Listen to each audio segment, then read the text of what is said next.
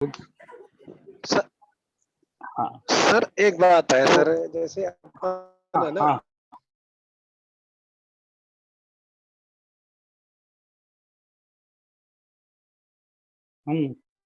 लगन को जितना महत्व देते वो तो बहुत जरूरी है। जिसके अपने मतलब कारक के जैसे मंगल को महत्व देते हैं, लेकिन मेरे साथ साथ थर्ड हाउस के कारक के रूप में चंद्रमा को महत्व देना चाहिए सर। क्योंकि जब तक चंद्रमा मजबूत नहीं है ना, तो सांस के कोई महत्व नहीं रहेगा सर।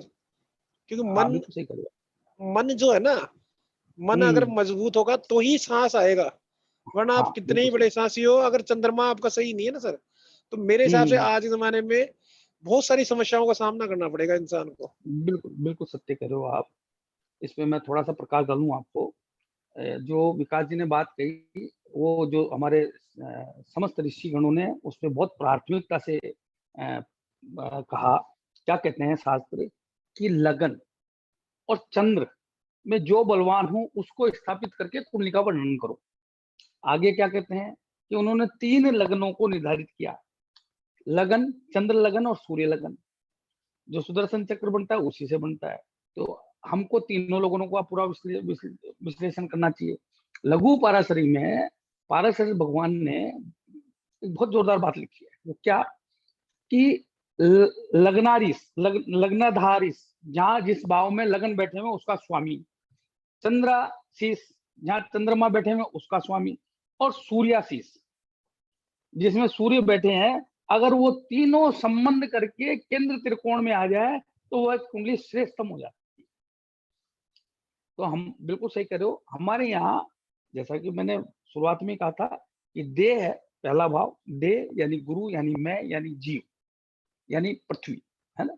देह है, उसमें स्थापित है आत्मा। क्योंकि आत्मा ही आई है जो निरंतर है, शाश्वत है, एटर्नल है, परपेचुअल है। वो ये आई है, उसको ये देह मिली है ना। और इसमें जो भी कारकत्व हैं, जो भी कार्य किए जाएंगे, वो मन स्वरूप में है। अगर सिर्फ देह और आत्मा हो तो उसका उद्देश्य सिर्फ और सिर्फ ये होगा कि मैं पुनः वापस जाके प्रभु में मिल जाऊं, जहां से मेरा आगमन हुआ है, क्योंकि वो सर्वोत्तम स्थान है ना। तो वो वापस वहां जाने की कोशिश करेगा। जैसे आपने अगर शास्त्र पढ़े होंगे, तो जो भगवान ब्रह्मा जी ने सरस्वती जी की कल्पना की, लेकिन उनको मन नहीं दिया, ज्ञान दिया। देह आत्मा ज्ञान नहीं, तो वो वापस विलीन होने की ओर चले, वापस विलीन होने के लग गई। समझ लो ना आप, वापस वो विलीनता की ओर गई। तो मन कार्य करने का कारक है, विचार का आधार है। तो मन नहीं है तो कुछ नहीं है, और वह हमारा चंद्रमा है। हमारा चतुर्थ भाव हमारा चंद्रमा है। इसलिए मंत्रेश्वर महाराज ने फल दीपिका में कहा है, चांद्र बलम तू निखिल ग्रह वीर बल वीर्य वर्यंत। आगे वो कहते हैं कि पूरी कुंडली का भी अगर ताकत कहीं है तो वो चंद्रमा में है ना। चंद्रमा तो मतलब आप सोचिए कि हर हर कुछ करने के लिए आपको प्रेरणा चंद्रमा ही देता है। आगे जो थर्ड हाउस है, जिसमें साहस, पराक्रम, वीरता, जो जुनून, शक्ति सब देखते हैं, उसके कारक जो मंगल बताए गए हैं। लेकिन initiator of any action is लग्न, और देर आर 3 लग्न। फर्स्ट द लगन, सेकंड द चंद्र लगन, एंड द थर्ड वन सूर्य लगन। तो ये तीनों लगन इनिशिएटर है, सीड ऑफ एनी एक्टिविटी। किसी भी चीज को शुरुआत यहां से मिलेगी, फिर अपने अपने ग्रह अपना अपना फल उत्पन्न करेंगे।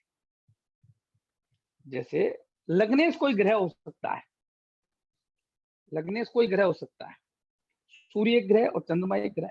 लेकिन लगन स्वरूप इनका एक अलग प्रारूप है, अलग अस्तित्व है, अलग प्रभाव है। उसमें फिर उसमें श्रेष्ठता, कमी, यानी उसकी एक्चुअल एनालिसिस वह ग्रहों के प्रभाव के अनुसार आएगी। तो चंद्रमा तो मतलब बिना चंद्रमा के हम कुछ हैं ही नहीं। बिना चंद्रमा के हम कुछ हैं ही नहीं। इसको और विस्तृत करता हूं कि देखिए, चंद्रमा को खून कहा गया। 75% बॉडी को वही गवर्न करता है ना। और हमारा लाभ भाव 11वां भाव और खून का संचरण 11वां भाव। देखो आप, कितना जबरदस्त कॉम्बिनेशन है। चंद्रमा की राशि कर्क, 4th हाउस। कर्क राशि एक जल तत्व राशि है और शुभ जल तत्व राशि है, जो हमेशा शुभत्व चाहती है। क्या चाहती है? एक्सपांडिबिलिटी, बढ़ना चाहती है, फैलाव चाहती है, किस और हर चीज को अपने अंदर एसिमुलेट करना चाहती है, हर चीज को अपने अंदर समाहित करना चाहती है। कर्क राशि हर चीज को, चंद्रमा की है, हर चीज को अपने अंदर, पूरे अनंत को अपने अंदर लेना चाहती है, वो है कर्क राशि। गुरु जो अनंत में फैलना चाहते हैं, स्टार ऑफ एक्सपांशन, अनंत में फैलना चाहते हैं। आप समझना, मैं बहुत बड़ी बात बता रहा हूं आपको, चर्चा चल गई तो, कि कर्क राशि सब कुछ को अपने अंदर समाहित करना चाहती है। that loves the priest, that loves the gurus, that loves the guide, always। Hello hello,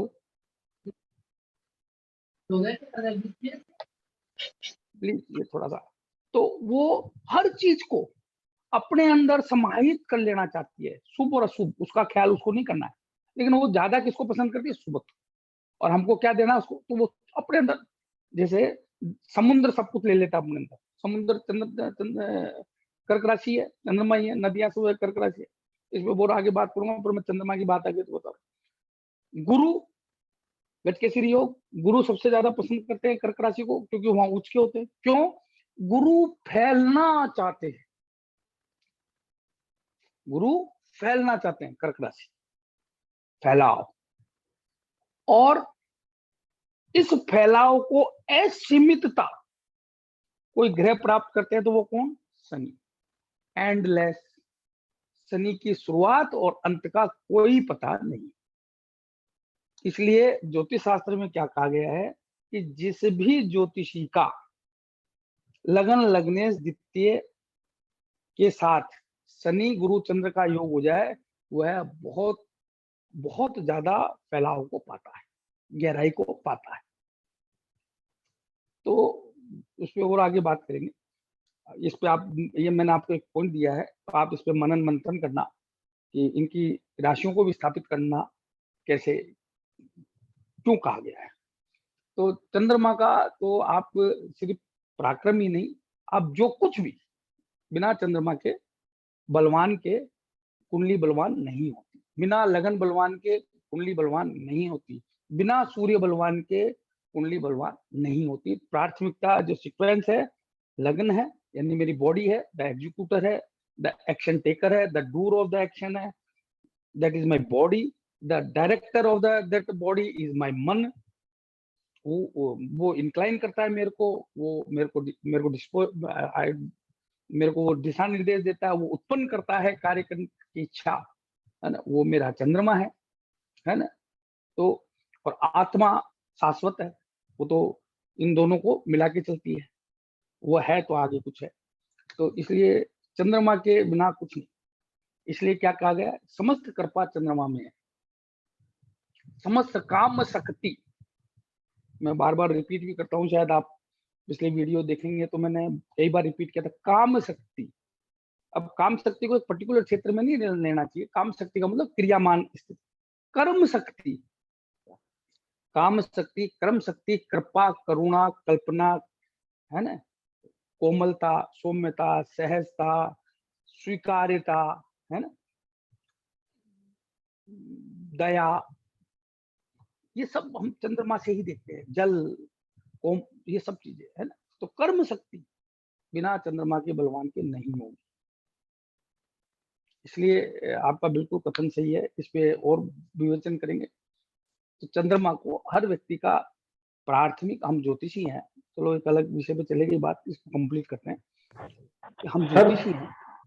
hello, हम ज्योतिषी हैं और हमारा प्राथमिक उद्देश्य क्या होना चाहिए कि मेरा लगन बलवान हो, मेरा लगन लगनेश बलवान हो।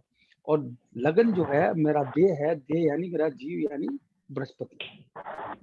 तो सबसे पहला, ये डिस्टर्बेंस आ रहा है, सबसे पहला मेरा कर्तव्य क्या होना चाहिए, मेरा कर्म क्या होना चाहिए, मेरा सोच क्या होना चाहिए कि मेरा शरीर पुष्ट रहे, तंदुरुस्त रहे, हर तरीके से उत्तम अवस्था में रहे, वह मेरा लगन है।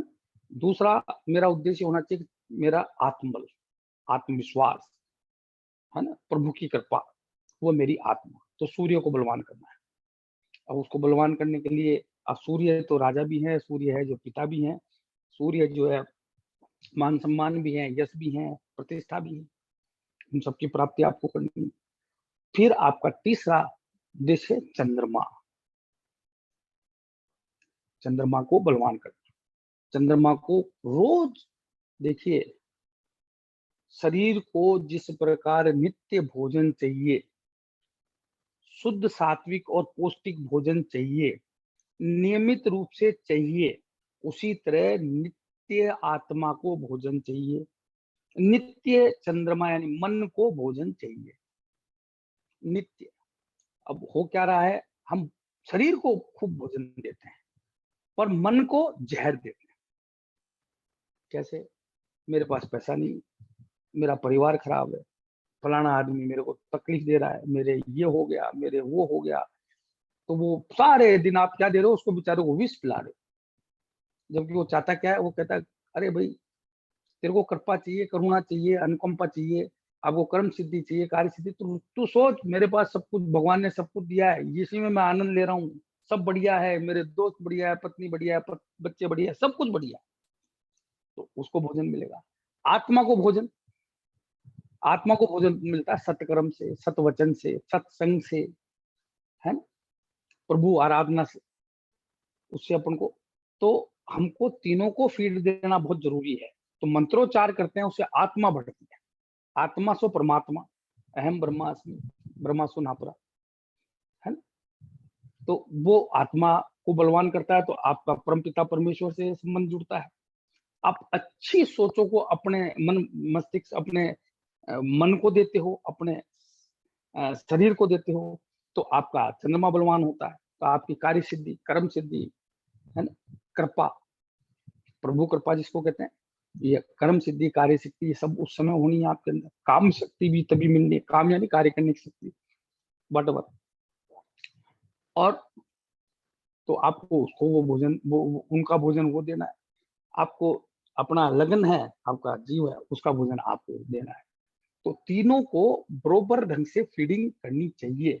पर कलयुग में हो क्या रहा है, व्यक्ति पढ़ तो बहुत गया कि मेरे को दूध भी पीना है, मेरे को बादाम भी खानी है, मेरे को ये भी करना है, फ्रूट भी खाना चाहिए, सब्जी भी खानी चाहिए, सब कुछ कर रहा है, लेकिन जो सबसे ज्यादा प्रभावित करता है, जो वास्तव में कार्य, शरीर तो चलेगा तो जैसे ना, जैसे चंद्रमा चलाएंगे, बाकी तो बाद में आएगी शक्ति वगैरह। और उस मन को है ना, सुबह से लेके रात तक विष पिलाता है, और जम के पिलाता है, पिलाता ही नहीं है, जम के पिलाता है। कैसे कैसे समृद्धि होगी, कैसे कृपा होगी, कैसे कार्य सिद्धि होगी, कैसे कर्म सिद्धि होगी? नहीं होगी, हो ही नहीं सकती। आत्मा के बलिष्ठ करने के लिए, सूर्य को बलवान करने के लिए हमारे यहाँ बड़ी साधना बताई गई कि सूर्योदय से लेकर सूर्यास्त तक बहुत सारी ऐसी चीजें बताई गई। आप मंत्रोच्चार करें, आप सूर्य की सेवा करें, आप जो भी मंत्र, जितने भी मंत्र हैं उन पे सूर्य और शुक्र का अधिकार है। जितने भी मंत्र हैं, जितने भी आप हैं, उन पे सूर्य और शुक्र देव का अधिकार कहा गया है। तो आप जैसे ही मंत्रोच्चार करते हो तो दो चीजें आपको मिलती है, ऑटोमेटिक मिलती है, आत्मबल और खुशियां। आप समझ रहे हो ना?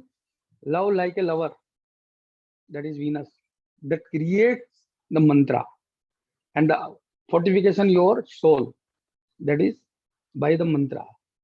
तो मंत्र सिर्फ इतना ही नहीं करते हैं, है ना, तो आपकी सोच भी एक मंत्र है। आप क्या फीड कर रहे हो अपने चंद्रमा को, रात को सोते वक्त जरूर एनालाइज करना चाहिए व्यक्ति को कि दिन भर में मैंने उसको दिया क्या, है ना। सर चंद्रमा पे कुछ मेरे है जी। हाँ नमस्कार सर, हितेश बोल रहा हूँ मैं। हाँ हितेश जी, हेलो। बोलिए। हाँ हाँ जी, नमस्कार हाँ जी। सर। हाँ मैंने सर। सर चंद्रमा पे मैंने शिव महापुराण में पढ़ा था कि अगर हाँ अपन चैत्र मास की पूर्णिमा से अगर कोई पूर्णिमा का व्रत करे, चैत्र मास की पूर्णिमा का व्रत करे और चंद्रमा को खीर का भोग लगाए और ठाकुर जी के भोग लगाए और पूरे परिवार में वो खीर खिलाए, तो एक का ही नहीं तो पूरे परिवार का चंद्रमा ठीक हो जाता है। ये शिव महापुराण में भगवान शिव ने माँ पार्वती जी को ये बात कही थी। हाँ, ये बिल्कुल सही कर रहे हो आप। ऐसे ही हमारे शास्त्रों में चंद्रायण व्रत कहा गया है। तो मैं एक अलग बात बता रहा हूँ। ये उपाय तो हम बहुत सारे जानते ही हैं। मैं क्या कह रहा हूँ, मैं ये कह रहा हूँ कि दिन भर की हमारी कार्य विधि में, हमारे रहन सहन में, हमारे आचार विचार में हम बहुत सी नेगेटिव बातें करते हैं, बहुत अपने लिए भी करते हैं। और जब भी मौका मिलता है ना, ये रमेश ऐसा, ये श्याम ऐसा, वो उसके पैसे खा गया, उसने उसको कष्ट दे दिया, उसने उसके साथ ये कर दिया, उसने उसके साथ वो कर दिया, है ना, और ये गंदा आदमी है, वो फलाना ऐसा आदमी है। तो आप दरअसल में अपने चंद्रमा को क्या दे रहे हो? विष। उसका हानि लाभ तो उनको होगा कि नहीं होगा भगवान जाने, पर आप अपने चंद्रमा को बराबर विष के डोज दे रहे हो, बराबर, निरंतर। तो हानि होनी ही होनी है। चंद्रमा कमजोर होगा। अब चंद्रमा तो पूरी जन्म कुंडली का बल है, तो कमजोर होगा तो आप कैसे पनपोगे? अब उसके बाद आप चाहे सारे दिन खीर खाओ, है ना, गालियां देते रहो, खीर खाते रहो, कुछ नहीं काम करेगी। तो सबसे पहले what I am feeding to my moon, that is मन। तो मन जो है ना, वो विचारों से ही खाता है, दृष्टिकोण से ही खाता है। उसको अन्न नहीं चाहिए, अन्न सिर्फ बॉडी को चाहिए, मन को अन्न नहीं चाहिए। मन का भोजन क्या है वो मैं आपको वो बता रहा हूँ। मन का भोजन आपके विचार है, आपकी सोच, आपका माइंड जो भी सोचता है वो है। उसमें क्या दे रहे हो आप? तो पॉजिटिव, हम पढ़ते भी है, पॉजिटिव सोचना चाहिए हर एक के बारे में। हर एक, कोई किसी के साथ गलत हो रहा है तो यार उसके, हम तो बहुत बढ़िया है, हम तो ज्योतिष में हम तो ये कह सकते हैं, अरे यार इसके जो ग्रह नक्षत्र है ना उत्तम नहीं चल रहा यार। किसी का चोट लग गई, खून निकल, अरे यार इसका मंगल खराब चल रहा है यार, मंगल देव ने की वजह से ये हो गया। आप सर तुरंत कह दो यार आज हनुमान जी के चल जाना, उड़ चने का प्रसाद चढ़ा देना, हनुमान चालीसा जी का पाठ कर लेना, ताकि आगे कष्ट नहीं आए। कोई आदमी टकरा रहा है, चलते चलते टकरा, खट से आप समझो यार मंगल देव खराब हो रहा है। कोई आदमी के जबरदस्त दुर्घटना हो गई, आप देख लो, राहु देव की वजह से अष्टम भाव पीड़ित हो रहा है ना, कोई अंग भंग हो गया, है ना, कोई भी बुखार हो गया। तो बुखार आप जानते हो, मंगल सूर्य और केतु और बुध भी बुखार देते हैं, तो उनकी वजह से हो गया। तो आप तो ज्योतिषी हो, है ना, तो आपको तो तुरंत पता चलेगा। तो कहने का आशय है कि हम सब कुछ अच्छा करते हैं, तो हम ज्योतिषी हैं, तो हमारे लिए ज्योतिष की पढ़ाई भी चंद्रमा का भोजन है। जिस दिन आप अच्छे ढंग से पढ़ लोगे, घंटा 2 घंटा, यानी आपको जितना समय मिला उसके अनुसार आपने पढ़ लिया, उसको चित्त में स्थापित कर लिया और उसको मनन चिंतन के स्तर पे लिया है, तो आप ये निश्चित मानिए कि वह दिन आपका सफल, वह आपने मन का कार्य कर लिया। इसलिए शास्त्र में क्या गया, शीतकारेषु चेत है। शीतकार से बोलते हैं चंद्रमा को, चेत यानी मेरी चेतना, अहम शुभ चैतन्य ज्ञान स्वरूपम अजराहम अमराम अखंडम अनुपम, है ना, चेत। हिमस्तु हिमगु, मनस्तु हिमगु, है ना, ये हमने पढ़ा है। चंद्रमा मन सो जात, चंद्रमा ही मन है, ये हमारे शास्त्रों में लिखा हुआ। तो मैंने इतनी बात इसलिए कही आपको, एक अच्छा विषय शुरू हो गया कि हम ज्योतिषी हैं और हमको बहुत अच्छी तरह पता है कि हम जो कुछ भी हैं वो हमारी तीनों लगनों के प्रभाव से उत्पन्न होते हैं। और ये तीनों लगनों का मैंने महत्व बताया। तो आप चूंकि इस विलक्षण, अलौकिक, सिद्ध, श्रेष्ठतम, जिसका कोई कंपैरिजन ही नहीं है। उस ज्ञान क्षेत्र में हो और आप अच्छी तरह जानते हो, तो आपको हमारे अपने शरीर को सर्वोत्तम देना है, सर्वोत्तम ढंग से रहना है, वस्त्र उत्तम प्रकार से वस्त्र पहनने हैं और अच्छी तरह से वेल अप टू डेट होकर रहना चाहिए। हमको मनुष्य की तरह नहीं रहना चाहिए। हम सुबह नहाएं धोएं, है ना, महंगे से कोई मतलब नहीं है, पर अच्छे कपड़े हों, धुले हुए हों, है ना, उनको धारण करें, अच्छी तरह बाल वाल बना के अच्छी तरह, मतलब वेल टू लुक, है ना। और फिर हम भोजन भी अच्छा करें। भोजन महंगे से आसान नहीं है, पौष्टिक भोजन करें, है ना। जो तामसिक भोजन या उस तरह के भोजनों को छोड़े और हमारे ग्रह नक्षत्र के अनुसार जिन भोजनों को आप तय करते हैं उनका सेवन करें, ताकि वो बलाए। आप अपने मन को बलवान करें। कैसे करें वो मैंने आपको विधि बताई, इतनी विस्तृत बताई। इस पे कभी और बात होगी तो और बताऊंगा। और अपनी आत्मा को मंत्रोच्चार से, प्रभु आराधना से आप बलवान करें। आत्मा को बलवान करने का सिर्फ और सिर्फ एक ही तरीका है, वह है आध्यात्म, प्रभु की आराधना, प्रभु के मंत्रों का जाप करना। ये वही और कोई तरीका नहीं है। आत्मा को सत्संग करना, सत्य कर्म करना, सत्य के मार्ग पर चलने की कोशिश करना, यानी ऐसे कार्य करना जिससे आपको आत्मबल मिले। तो आप तीनों जब लगन बलवान करोगे तो सारे ग्रह जो है वो प्रभाव देंगे, है ना। तो ये तो हमारे शास्त्र में, ज्योतिष विलक्षण ज्ञान है और एक एक चीज, एक एक बात को बहुत विस्तृत रूप से समझाया गया है। जैसे गई क्लास में एक विषय चला था कि हर शास्त्र में, आप कोई से भी शास्त्र उठाओ, पहले वो श्रुति और स्मृति में थे, शुद्ध रूप में थे, उनमें कोई मिलावट नहीं की। वेद तक बिल्कुल कोई मिलावट नहीं थी, कुछ उपनिषदों तक भी कोई मिलावट नहीं थी। कालांतर में और क्यों किया, कैसे किया, मेरा इतना ज्ञान नहीं है, लेकिन कुछ ऐसी बातें डाल दी गई जो भयानक रूप ले लिया जिन्होंने मतलब सनातन को खत्म करने में कोई कमी नहीं रखी। जैसे एक बात जो मेरे समझ से ही परे है कि वो जो सरस्वती जी के बारे में लिख दिया लोगों ने। शास्त्र क्या कहते हैं कि श्रुति और स्मृति वो ब्रह्मा है, पंचम भाव वो ब्रह्मा है, वो सरस्वती है। श्रुति और स्मृति यानी सुनो, ग्रहण करो, याद करो और उसको वापस बोलो ताकि वो दूसरे तक जाए। इसको क्या कहा, सरस्वती, ये ब्रह्मा है। तो इसको पूजने के लिए मंदिरों में क्यों जाना है? इसको उन्होंने हमारे अंदर ही स्थापित कर दिया। Who is the creator? कौन है हमारे को पैदा करने वाला? कोई बताएंगे? हेलो, कोई बताएंगे कि हम, मतलब हु इज द क्रिएटर? निर्माण करता किसको कहा गया? ब्रह्मा जी को कहा गया। ब्रह्मा जी। वैसे कौन है? हाँ, और वैसे कौन है? हमारे पिताजी, हमारे पिता। तो पिता को पूजने के लिए मैं वैष्णो देवी जाऊंगा क्या? कोई बताएगा मेरे को? नहीं मेरे सर। घर में ही पूजूंगा ना, मेरे घर में ही पूजूंगा ना उनको। वही तो मेरे निर्माता हैं, उन्होंने तो मेरे को बनाया है। तो उनको पूजने के लिए मैं वैष्णो देवी जाऊंगा? बताओ आप, जाऊंगा? तो ब्रह्मा जिसने मेरे को बनाया वो तो मेरे अंदर ही है, मैं उसको पूजने किस मंदिर में जाऊं? वही तो निर्माता है मेरा, मेरे अंदर है। अब मेरे को पालन करवाना है तो मेरे को उस पालन करता की आराधना में जाना है। मेरे को मृत्यु से बचना है, रोग शोक कष्ट से बचना है, मेरे को तकलीफ से बचना है, तो जो उसको गवर्न करते हैं उनकी शरण में जाना है।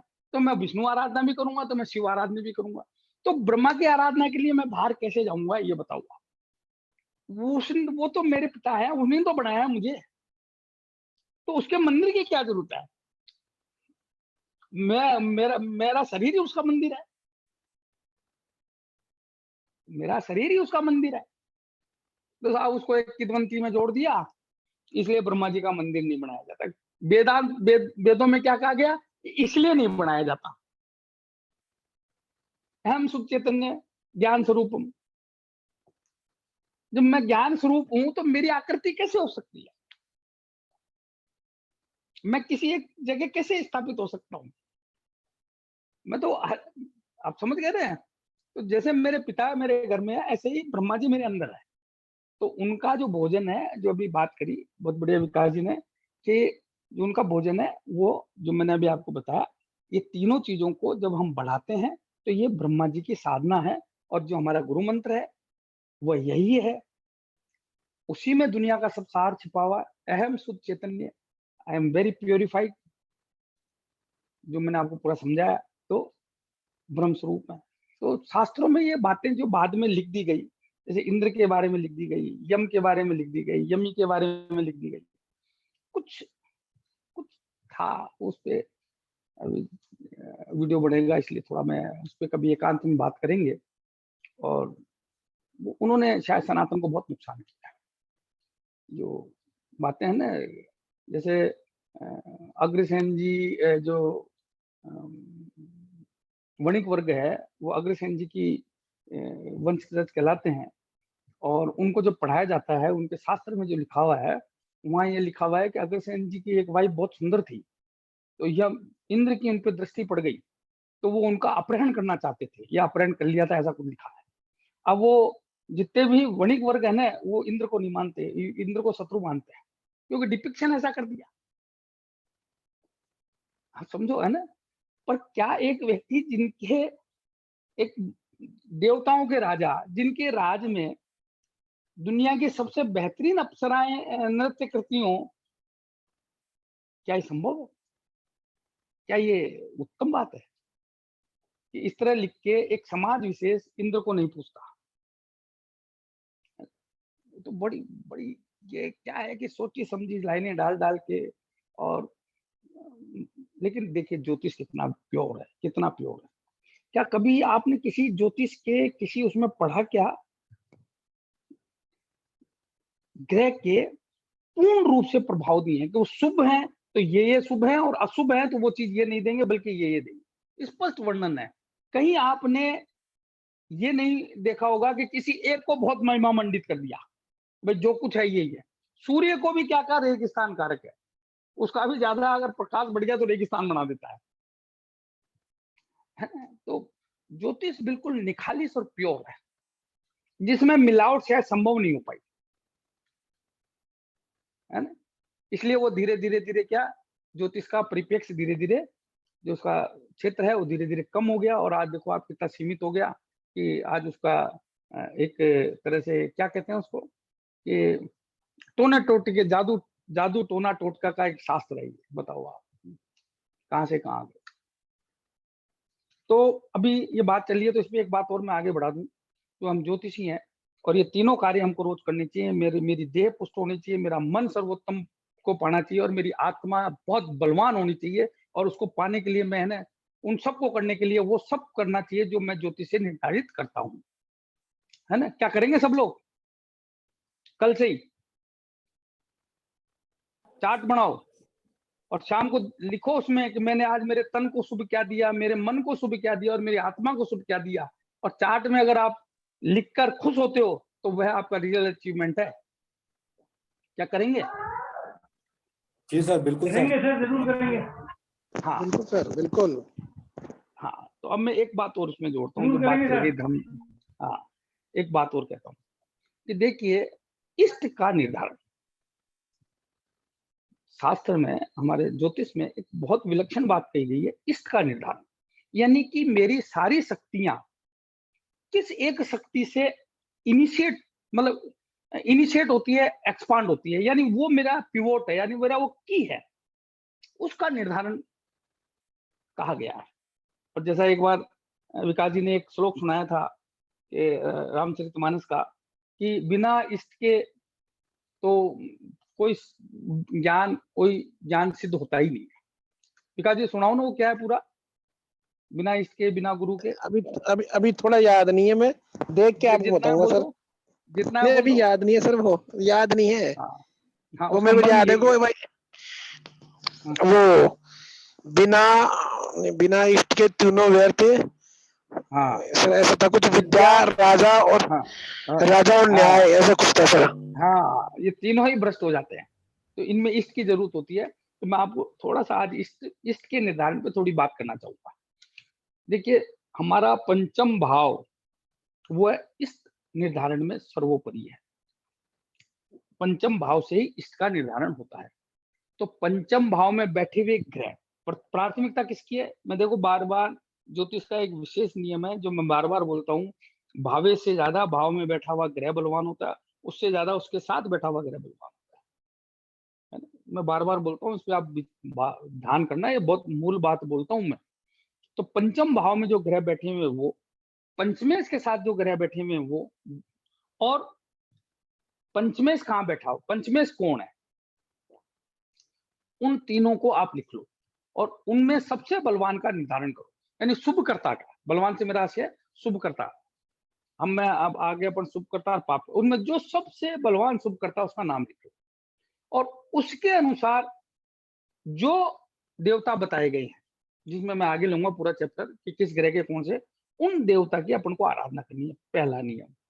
दूसरा, जेमिनी में ये कहा गया है कि आत्म कारक से, जो भी आपका आत्म कारक है उससे